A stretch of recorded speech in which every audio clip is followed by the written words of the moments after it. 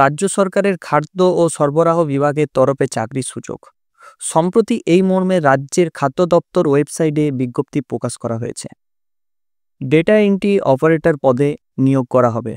কলকাতা সহ রাজ্যের প্রায় সমস্ত জেলাতেই মিলবে এই কাজের সুযোগ। যদিও এই নিয়োগ চুক্তির ভিত্তিতে করা হবে। মোট শূন্যপদ রয়েছে 26টি। প্রত্যেক মাসে 16,000 টাকা করে বেতন দেওয়া হবে।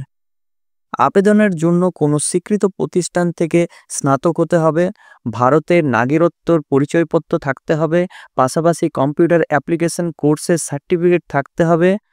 প্রার্থীর বয়স 21 থেকে 35 বছরের মধ্যে হওয়া প্রয়োজন।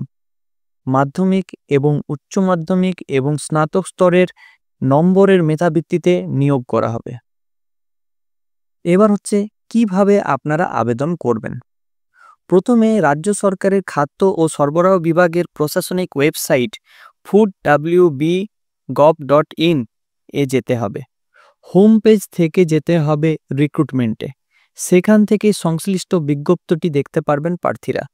বিজ্ঞপ্তিতে দেওয়া তথ্য অনুযায়ী আবেদনপত্র এবং প্রয়োজনীয় নথি জমা দিতে হবে।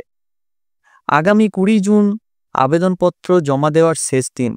নিয়োগ সংক্রান্ত বিস্তারিত তথ্য এবং শর্তাবলী জানতে বিজ্ঞপ্তিটি দেখতে পারেন। তো ভালো থাকবেন, সুস্থ থাকবেন। ধন্যবাদ। আশা করছি এই ভিডিওটা আমাদের ভালো লেগেছে।